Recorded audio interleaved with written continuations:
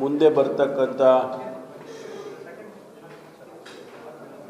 December 8ನೇ ತಾರೀಕಿನಿಂದ 19ನೇ ತಾರೀಕಿನಿಂದ ನಡೆಯುವವರೆಗೆ 19ರವರೆಗೆ ನಡೆಯುವ ಚಳಿಗಾಲದ ಅಧಿವೇಶನಕ್ಕೆ ಪೊಲೀಸ್ ಇಲಾಖೆ ವತಿಯಿಂದ ಏನೆಲ್ಲ ತಯಾರಿ ಮಾಡಿಕೊಳ್ಬೇಕು ಮತ್ತು ಯಾವ ಸಮಸ್ಯೆಗಳು ಬರುತ್ತೆ, ಅದಕ್ಕೆ ನಾವು ಯಾವ ರೀತಿ ತಯಾರಾಗಬೇಕು, ಯಾವ ರೀತಿ ಮತ್ತು ಯಾವ ಸಂಖ್ಯೆಯಲ್ಲಿ ನಮ್ಮ ಸಿಬ್ಬಂದಿಯವರನ್ನು ನೇಮಕ ಮಾಡಬೇಕು,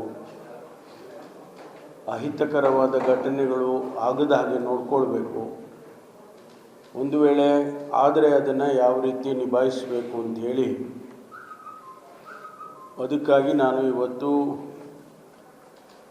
ಈ ರೇಂಜಿನ ಎಲ್ಲ SP-ಗಳನ್ನು ಬೆಳಗಾಂ ಕಮಿಷನರು, ಹುಬ್ಳಿ ಧಾರವಾಡ ಕಮಿಷನರು ಮತ್ತು ಗದಗ, ಬಾಗಲಕೋಟೆ, ಬಿಜಾಪುರ ಮತ್ತು ಬೆಳಗಾವಿ ಈ ಜಿಲ್ಲೆಗಳ SP-ಗಳನ್ನು ಇವತ್ತು ಸಭೆಯನ್ನು ಕರೆದಿದೆ. ಈ ಸಭೆಯಲ್ಲಿ ಅನೇಕ ವಿಷಯಗಳನ್ನು ನಾವು ಚರ್ಚೆ ಮಾಡಿದ್ದೇವೆ. ಮೊದಲನೇದಾಗಿ ಸುಮಾರು 6,000 ಸಿಬ್ಬಂದಿಯನ್ನು ಕಾನ್ಸ್ಟೇಬಲಿಂದ ಹಿಡಿದು ಹಿರಿಯ ಅಧಿಕಾರಿವರೆಗೆ 6,000 ಸಿಬ್ಬಂದಿಯನ್ನು ನೇಮಕ ಮಾಡೋದಕ್ಕೆ ರೂಪುರೇಷೆಗಳನ್ನು IG ಅವರು, ಕಮಿಷನರು ಮತ್ತು ಎಲ್ಲ SP-ಗಳು ಜೊತೆಗೆ ನಮ್ಮ ರಾಜ್ಯ ಮಟ್ಟದಿಂದ ADGP ಅವರು, ಲಾ ಆ್ಯಂಡ್ ಆರ್ಡರ್ ADGP ಅವರು, ಮಾನ್ಯ ಹಿತೇಂದ್ರ ಅವರು, ಇವರೆಲ್ಲರಿಗೂ ಇವತ್ತು ನಾವು ಚರ್ಚೆ ಮಾಡಿದ್ದೇವೆ.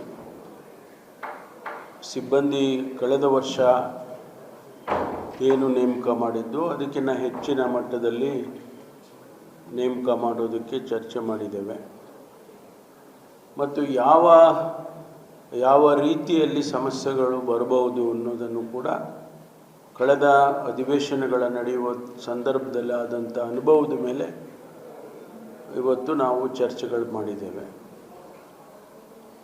ತಮಗೆ ಗೊತ್ತಿದ್ದಾಗೆ ಈ ಭಾಗದಲ್ಲಿ ಹೆಚ್ಚಿನಂಶ ಪ್ರತಿಭಟನೆಗಳು ಆಗುತ್ತವೆ.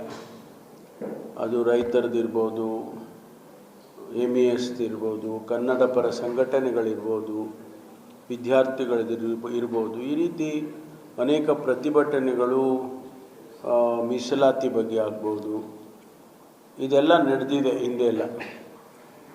ಈಗಲೂ ಕೂಡ ಕೆಲವು ಅಂತಹ ಪ್ರತಿಭಟನೆಗಳು ಆಗುವ ಸಾಧ್ಯತೆಗಳಿದ್ದಾವೆ, ಆಗ್ತವೆ ಅಂತ ನನಗೇನೂ ಗೊತ್ತಿಲ್ಲ. ಯಾಕೆಂದರೆ ಯಾರೂ ನಮ್ಮ ಆಫೀಸರ್ಸನ್ನು ಸಂಪರ್ಕ ಮಾಡಿ ಅವರು ಪರ್ಮಿಷನ್ ಕೇಳಬೇಕು, ಇನ್ನೂ ಕೂಡ ಅದು ಆಗಿಲ್ಲ. ಹಾಗಾಗಿ ಸ್ಪೆಸಿಫಿಕ್ಕಾಗಿ ನಾನು ಹೇಳೋಕ್ಕಾಗೋದಿಲ್ಲ ಆಗುತ್ತೆ ಅಂತೇಳಿ. ಆಗಬಹುದು, ಆಗದೇನೂ ಇರಬಹುದು. ಗ್ಯಾರಂಟಿ ನ್ಯೂಸ್, ಸುದ್ದಿ ಖಚಿತ, ನ್ಯಾಯ ನಿಶ್ಚಿತ.